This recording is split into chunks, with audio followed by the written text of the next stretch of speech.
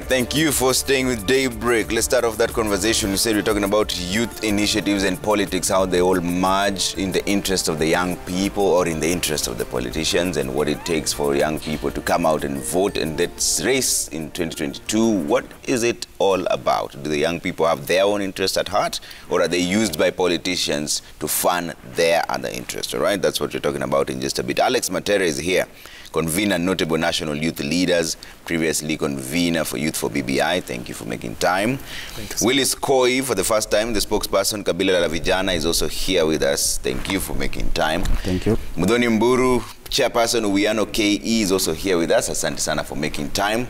We're still waiting for Wilkista Aduma, director run for office. As soon as she comes in, we'll usher her into the conversation. Let's start off with the dailies before we get into the youth initiatives and how they merge into the political season and whether they're being used to attain political office or the genuine youth initiatives to support their own to get to the seats that matter.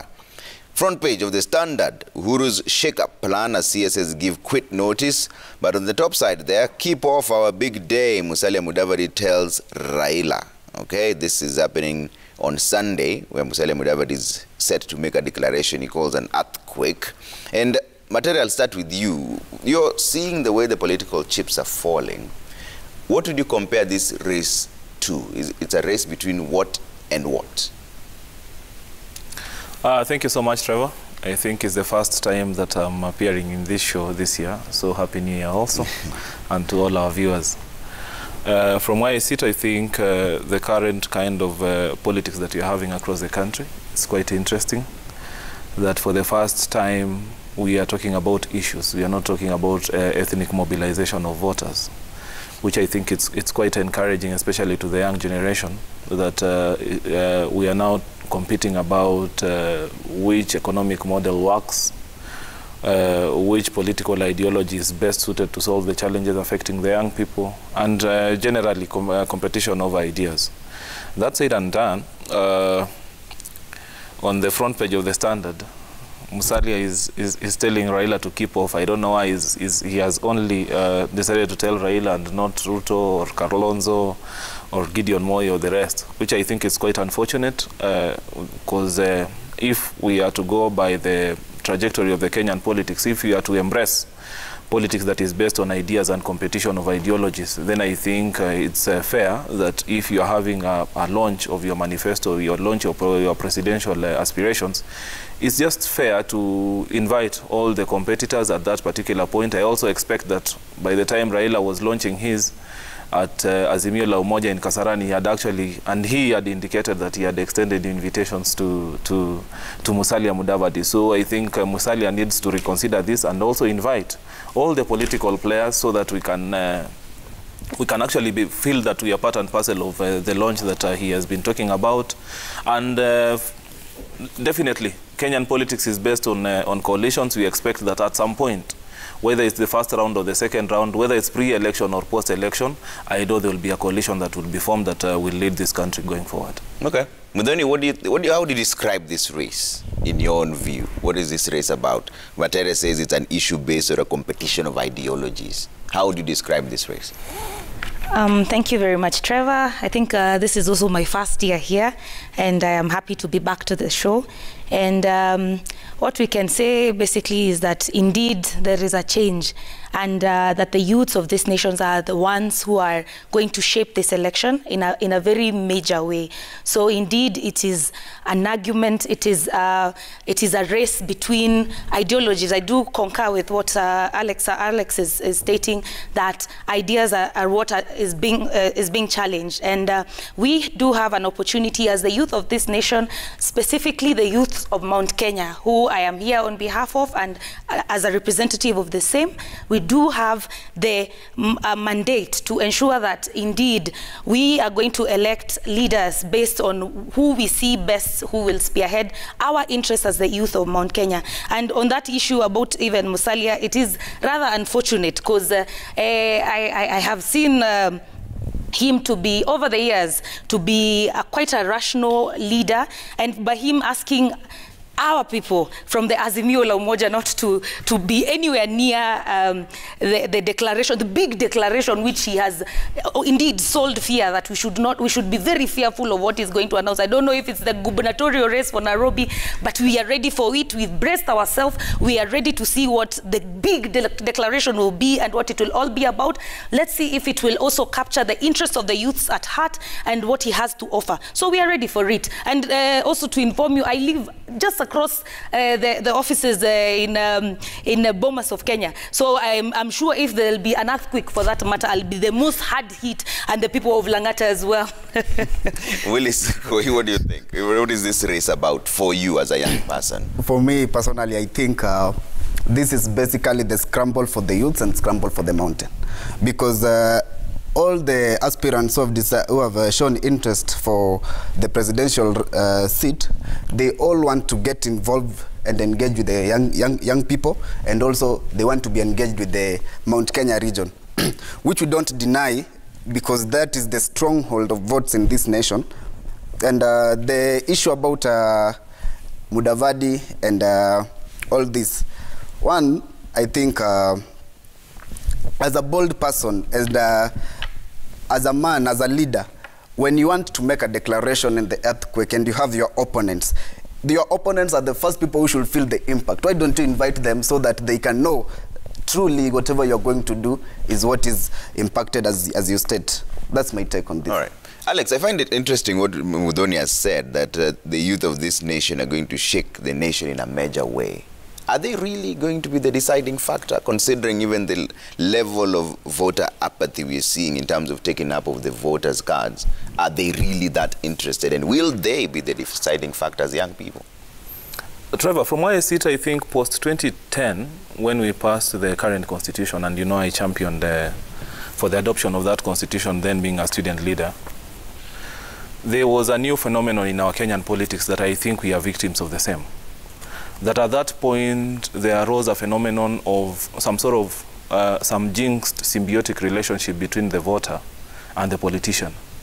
And therefore it's an agreement, or rather an MOU, that the voter has with the politician, that the politician is allowed to be corrupt, to mismanage public resources, in the guise or with an agreement that once in a while he will also be able to share that loot in terms of probably harambes, attend cultural and social events, and assist in terms of paying school fees, medical care, funerals, and what have you. And therefore, I think our generation is actually suffering from that. And that is one of the reasons why, if you look at the current voter apathy in terms of registration that we're experiencing across the country, is something that we as youth leaders cannot smile about. When IEBC rolled out the first phase of the enhanced voter registration, they had a target of about 6 million youth that were supposed to be registered. Out of that, they only ended up registering about 1.5 million, which is a paltry 25% of the target that they had. And therefore, very difficult questions need to be answered, that if the youth surely are 70% of this country and are more than 51% of those ones who have been indicated to have registered to vote, how come we cannot actually even just hit an average of 50% when it comes to voter registration? And those ones that I've been in touch with, especially those aspirants that are contesting, if they go back to the field, if they go back to the ground, as they call it, they will tell you that once they sell their manifesto, once they sell their vision, once they sell their perspectives on how to solve the various challenges affecting our young people are very impatient. And they just wait for an opportune moment to shoot their question, like, you know, we know all these beautiful things you're going to do. We know that you're going to deliver innovation and invention to solve our challenges. We know you're going to push for quality education. But in the meantime, we have to eat. And therefore, the culture of handout in the Kenyan politics, I think, is the single most dangerous threat to democracy of this country. Even the young people who are contesting currently, if they go to the ground, they'll tell you that even those young people that you want them to go to those registration centers just to register as voters, they will actually insist that they have to be given something before they go out and register. And therefore, I think it's a clarion call for all the youth leaders across the country, and especially those ones politically active, just to take up that particular mandate, that it should not be left to IEBC alone. But we're also calling for some sort of consensus, especially to the national leaders, because if they are really targeting on this youth vote, if the youth vote count, then the youth vote must also, the youth voice must also count. Yeah. And we should be having some sort of comprehensive, consolidated force. That we have UDA, we have Azimio, we have OCA, all of them championing for voter registration among the young people. Because if they are not going to register, then the decisions that this country is going to make post-2022 are going to be left out. Yeah. Mudhoni Mburu, there's an interesting thing that Alex has just said, that if the youth vote counts, then the youth voice must also count. But does it really count? Or do the youth use their votes to bargain and just sell it off to the highest bidder, so to speak? To be honest, Trevor, the youth vote indeed does indeed count.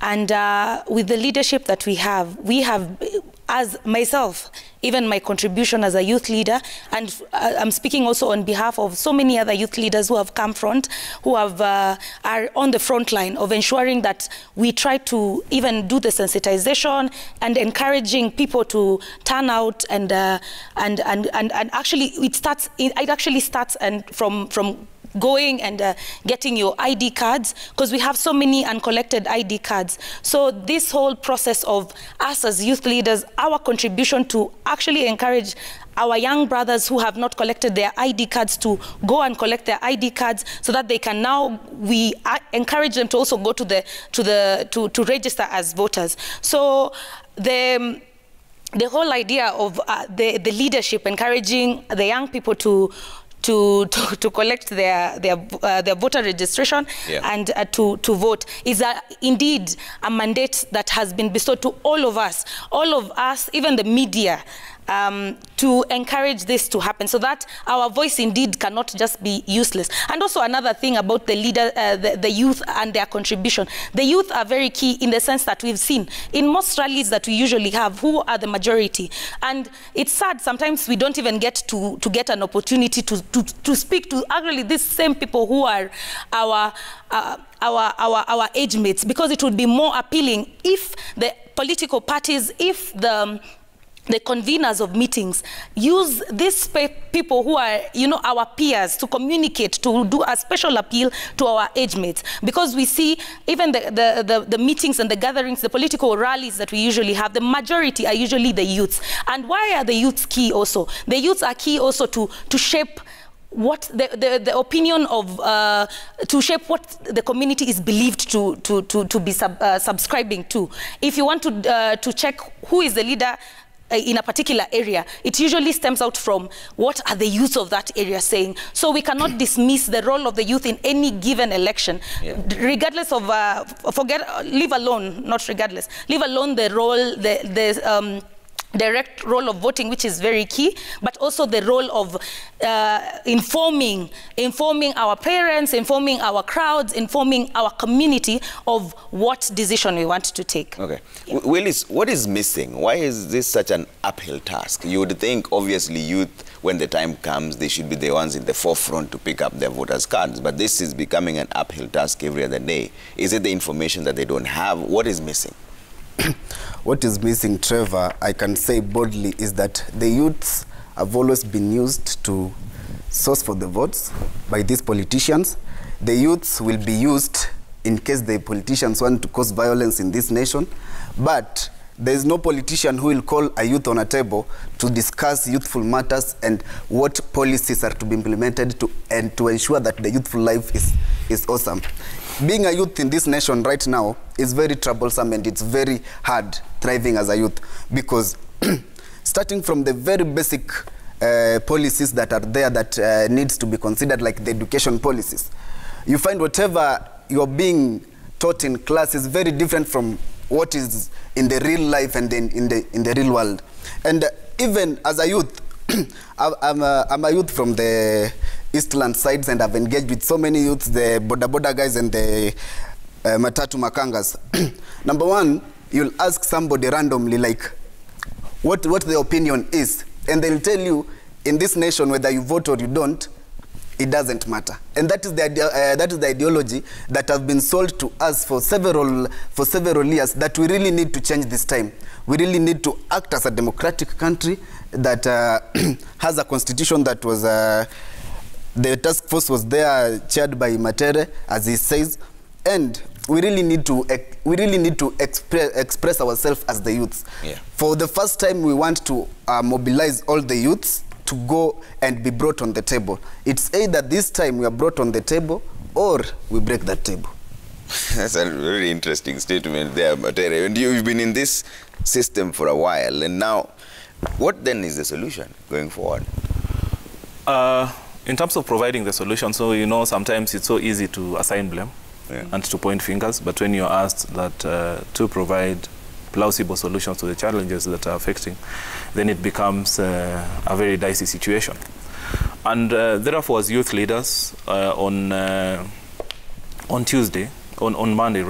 Monday during this week, we convened at Sankara Hotel and we brought together, you know, all the youth luminaries across political parties, across all sectors of human interest, those entrepreneurs, those guys in agro-processing, guys in matatu industry, in border industry. And that particular event was also attended by Honorable Sakaja, the Senator of Nairobi, Honorable Ngugi Aiji, who's the representative of the young people in the Senate, Honorable Gideon Keter, who is also a representative of the young people at the Senate, and the ODM Secretary General, among all other leaders came together. And one of the issues that we are discussing is that we need to come up with a voter mobilization strategy. We cannot just continue assigning blame. Personally, I have to admit that IEBC in one way or another has failed. We haven't seen them pushing catchy and very attractive information to the young people in terms of that, just a clarion call for them to go and register. We haven't seen them, you know, pronouncing themselves very clearly, even in media and in social media, about those registration centers and what have you. We haven't seen them partnering with media. For instance, we have seen your trucks going around Western. We have seen some in Inoro is in Mount Kenya, Mulembe and Sulwe is on the other side. We would have expected some sort of collaboration between IEBC and media houses in terms of pushing this voter registration agenda, which has actually been missing. And one thing that is also pertinent, you know, the generation that we are living, the generation that I call Mbogi Genje, is a generation that we have to be very, very careful in terms of what we are selling to them. And if you look at the Kenya Youth Report of 2019, it says that 90% of the Kenyan youth are politically knowledgeable. Yeah. They love politics, they know what is happening in the current affairs. 70% of them think that casting a vote would make a difference in terms of the trajectory that the country will be heading. And one thing that I actually said from the outset was that about 40% of them say that they can only vote if they are bribed by a candidate, which I think casts a very dark spell of the democratic initiatives that we are trying to champion. And therefore, it needs, you know, a cocktail of all leaders to come up and give solutions. For instance, we have been talking about rallies. How come politicians are just interested in the numbers that are attending rallies? Probably if you go at any particular institution of higher learning, and that is with a view that instructively IEBC has said that those that are being targeted to register institutions of higher learning, about 1.5 out of the 4.5 million. If you go to the University of Nairobi now, if you go to Kenyatta University now, if you go to Technical University of Kenya now, or any other institution of higher learning across the country, you can be rest assured that you will get a crowd. But even if you get a crowd and you sell your manifesto to them, that same crowd, probably 90% of them haven't even registered to vote. And we haven't even seen political parties taking initiatives and ensuring that they have programs that attract these young people to ensure that they have registered to be voters. And therefore, I think it's a clarion call. Even the politicians are missing the point. For them, they are so much concentrated on the numbers. We want to see who will outshine the other. No, I'm just not limiting it to presidential candidates. Even members of parliament, even gubernatorial aspirants, even MCA aspirants. It's just about numbers. It's about numbers. It's about the show of might of the kind of crowd that you have attracted. But on the flip side, there is need for us to ensure that even if you're attracting a crowd, let it be 99.9% registered voters who are attending your political rally or your campaign rally. Or else, at the end of the day, you are not even going to get the votes that you think that you have. Yeah. And lastly, I think the youth of this country stand at a very better chance. For instance, I think this is the only time that we have had the number of registered voters of the young people, those ones below the age of 35, hitting almost half of the registered voters. That is about 51%. And I think we need to take advantage of that. For instance, the current parliament, the Senate and the National Assembly combined, the number of elected leaders who were 35 and below at the point of 2017 when they were being swearing in, or when they were being sworn in rather, it was about 11%. So the young people have to take it up among themselves just to ensure that even when it comes to election, they have actually supported one of their own. They have supported people that can attribute, youthful manifesto, can attribute and propound solutions that are actually solving the kind of challenges that the young people are concerned or they are facing back there, even in Mashinani. Talk about MCAs, talk about members of parliament, women reps, governors. For instance, I'd be very grateful to know that even by the time we are getting into the 9th of August 2022, that we can get even half of the center of COG being represented by young people. I'd want to know that the Parliament of Kenya, and that is a picture that I really, really admire, and I think at some point it will become a reality, that even we have 50% of representation in the Kenyan Parliament being young people, the president, and that is the only way that would ensure that also our voice has actually pronounced itself even in the executive, because if the president sees that the government that he is leading, 50% of the parliamentarians are actually young people, then he will also have, to pay back and ensure that at the executive level, at the cabinet level, probably even 50% of the cabinet members are executive. Talk about parastatals, talk about state agencies and sagas. Okay. Willis, I'll give you a chance to explain this, because at this particular point, you had mentioned that either the youth are invited to the table or you break that table. Yes. Now, this is a house of records with a zero tolerance for violence. I'll allow you to explain what that meant and how exactly do you want to be brought to the table? Okay. When I said you say that we are brought to the table or we break that table, it is not like I'm propagating for violence or anything.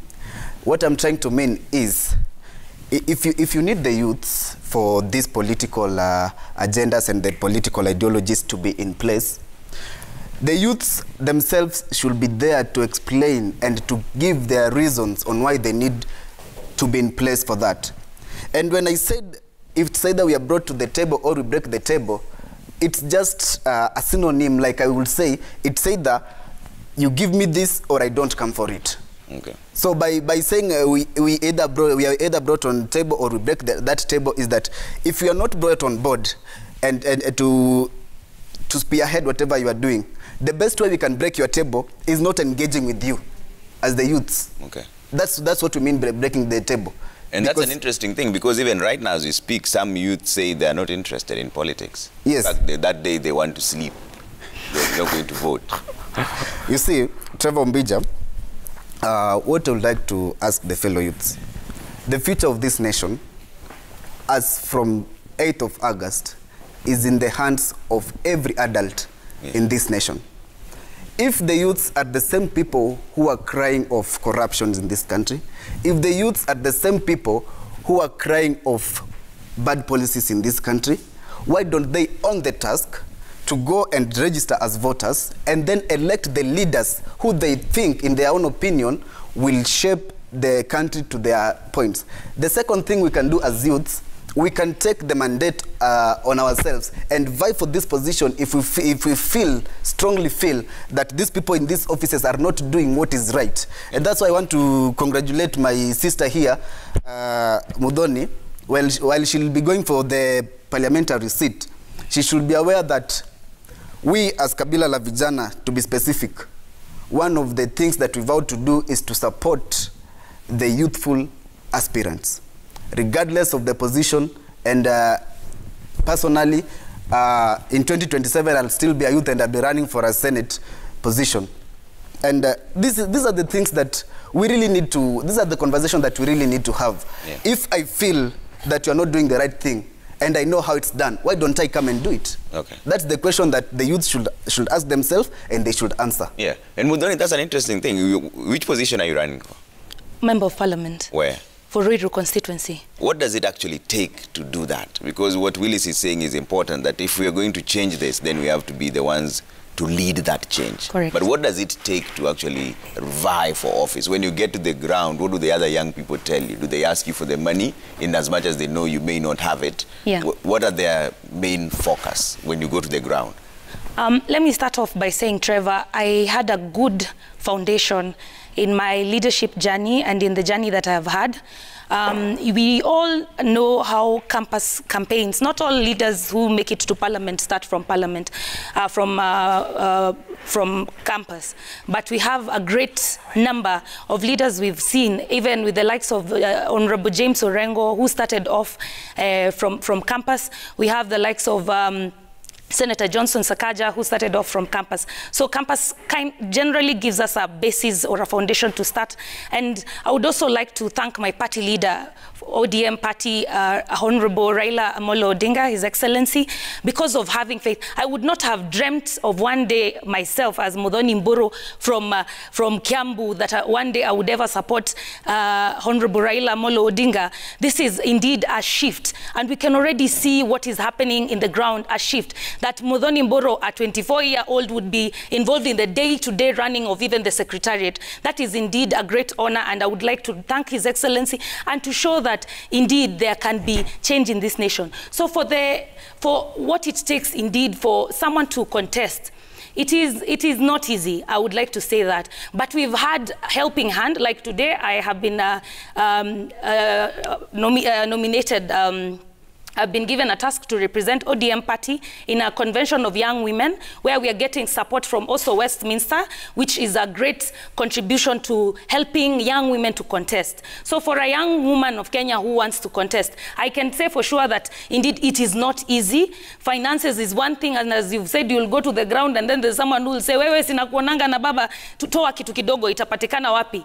But the stepping up and the taking the leap of faith that the people will see to it for who you are. I would like to say Martha Karua is one of my mentors, and she's done a great deal in encouraging me. When she was contesting, she went, and we've also seen the likes of Honorable John Paul, who was elected just from a bicycle. So I think there is more to it than just having the machinery, having the money, and also the groups, as I've mentioned, that are coming forward to help the youth who are contesting, those who are under the age of 28, those who are under the age of 30, encouraging us to contest. The other issue that also to encourage the youth out there to contest and to come in numbers, so that when we stand to be counted, we'll be there at the forefront, is the fact that political parties too are looking into, like myself, I was invited to ODM because I was told, come as a young woman, because they also have a threshold. They have a number that they want to cover and attain, so that by the time when it comes to even fulfilling the 2/3 gender rule, which is very key to our country, affirmative actions that are also being called in place to also have not only the young woman, but also to have the young men also on board. So I think there are so many things that contribute to it, and also idealistic politics and meritocracy, whereby if people will indeed see the vision you have, people will see what you want to do for them, and people are willing to listen. And I have seen that, and I have witnessed that kwa ground, na ninashukuru sana for that opportunity. All right. And Wilkista Aduma is now joining us. She's the director run for office. Wilkista, before you came in, we were describing this race. What is it? What does it mean for you? How do you describe this race in 2022? Is it a race of ideologies versus other ideologies? Is it a race between the old and the young? How do you describe this? I say to a sense, we have gotten to a place as a country that we are starting to ask ourselves whether we are really ideologically inclined. When you look at, the conversations that are being introduced on bottom-up approach, the ones that are being introduced by Azimio, I mean, there is a bit of ideological inclination in these thought processes and in the slogans in the political parties. So I think to a certain degree, we are starting to get there in terms of ideology. However, we still have the tiffs that we have between, politicians, off the cuff commentaries. I mean, personal attacks on people. And in as much as we want to move as a country to see us going towards, issue-based politics, ideology-based politics, we still have a strong sense of personality politics. And it comes from how we organize as a people. We organize ethno-regionally. So the way we collect ourselves in groups, of course, at the end of the day, determines who is the leader of that group. And for our case, it's been, the local or regional kingpins. And that's why we keep shifting towards the personality politics. Yeah. But young people have also made their mark. I mean, commendable people like Mheshimiwa right here who are running for office in different, across the 6 elective seats, members of county assembly, senate, parliament, and governors, even presidents. And I think for the first time, we are having the media actually supporting the running of young people. We've seen young people who are running on front covers of newspapers, spreads, so many pages across the paper. So I think young people are taking up their space. However, for us at Run for Office, the only thing we preach is you're running to win, lead, and serve. Okay. But isn't that where the rubber meets the road, really? Because most people say young people are now just running in order to oil their pockets and get rich quick. Right. Of course, there's that. But for anyone who has gone through a leadership training, will understand that running for office is just not for the position itself. It's for the power that comes with that position to enable you to serve for common good. So any young person who's running needs to realize that I am running to win, to lead, and to serve for common good. And in the event that you run and you don't win, you can still serve for common good. And there's a lot that we do outside, with the civil society organizations in terms of social accountability. We're also having organizations coming up with youth manifestos, which are community manifestos that are actually going to set agenda for the 2022 elections and across the 5-year cycle. So I think young people need to see it that way, that even if I run and I lose, there's still a chance for me to influence, because a few people will vote for you. Getting even converted 100 people to vote for it means 100 people somewhere believe in you. 1,000 people somewhere believe in you, 10, 50, and all the numbers. So I think young people who are running need to have a strategy that I am running to win, lead, and serve. But in the event that I fail, I am still an influencer, I am a leader, and I can use my power within my space to influence for common good, and even legislations in parliament and county assemblies. All right. I'll take a quick break here on Daybreak. When we come back, we're talking about the youth initiatives. You all run initiatives here. We'll try and find out how they all converge in the common interest of the young people, or whether they are converging in the common interest of the politicians. All right, that coming up in just a bit. Keep your views coming at Trevor Mbiji at Citizen TV Kenya. Use the hashtag Daybreak. I see some of them. Will read them when we come back from the break.